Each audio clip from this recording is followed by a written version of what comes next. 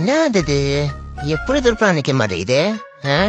Daddy இங்க வா, கொஞ்சம் நீ பாட்டு விடுடாடி. இப்போ அப்படி கொஞ்சம் லெஃப்ட் வா. ஜூம் பண்ணு. அட அவ்வளோ ஜூம் இல்ல, கொஞ்சம் பின்னாடி போ. அட கேமரா அட்ஜஸ்ட் பண்ண தெரியல, கேட்டா கண்டென்ட் கிரியேட்டர்ன்றான். இது வர்றேன் தற்குறி. எல்லாரும் எப்படி இருக்கீங்க? என்னோட விளம்பர பலையோட நிக்கிறேன்னு பாக்குறீங்களா?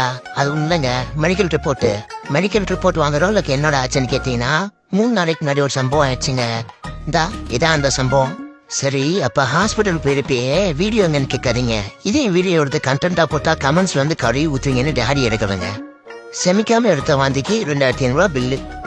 நீங்க எல்லாம் பேக்க பார்த்திருப்பீங்க, ஆனா கடைஞ்செடுத்த பேக்க பார்த்திருக்கீங்களா? உட்காந்து பாத்தீங்களா? இதான் அந்த பேக்கு. பார்த்தாலே ஒருத்தரை எப்படி அடிக்க தோணுமோ அந்த மாதிரி பார்த்தாலே இவனை எல்லாருக்கும் ஏமாத்த தோணும் போல.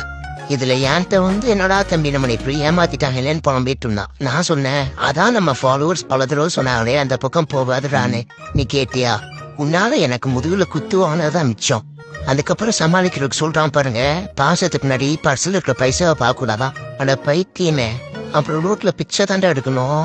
அப்பயும் நீ பிச்சை எடுக்க மாட்டேன். இன்னும் ரோட்ல வச்சு வித்த கட்டி சம்பாரிச்சிடுவேன். கடைசியில 2500 பேப்பர் மிச்சம். சரி, நம்ம டாடி தானே, பாசத்துக்கு முன்னாடி பேக்காருக்கு என்ன தப்பு அப்படின்னு அவனை போய் சமாதானப்படுத்தினாங்க. அப்போதாங்க எனக்கு ஒண்ணு நல்லா புரிஞ்சது. நம்ம சுத்தி இருக்கிற விஷயம் எல்லாம் நல்லா இருக்கும்னா நம்ம ஹெல்த் நல்லா இருக்கணும். அப்படி நம்ம நல்லா இல்லாதப்ப நம்மளை பாத்துக்கிறதுக்கு ஒரு ஆள் இருந்தாங்கன்னா நீங்க ரொம்ப லக்கி. அதனால அவங்கள நல்லா பாத்துக்கோங்க. அதுக்கு முன்னாடி உங்க ஹெல்த்தை நீங்க பாத்துக்கோங்க. ஏன்னா ஹெல்த் நல்லா இருந்தா லைஃப்ல எல்லாமே நல்லா இருக்கும். நாளைக்கு பார்க்கலாம்.